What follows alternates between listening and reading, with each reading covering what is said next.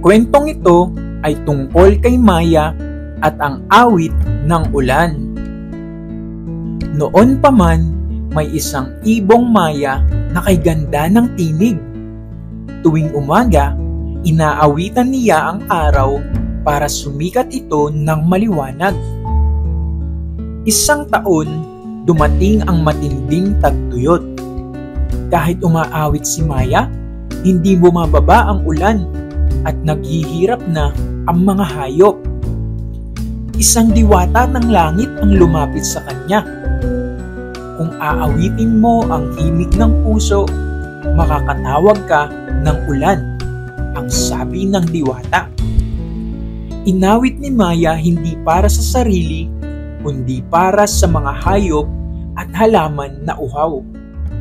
Dumilim ang langit at bumuhos ang malinis na ulan. Mula noon, tuwing kailangan ng ulan, umaawit si Maya ng awit mula sa puso para sa buong kagubatan.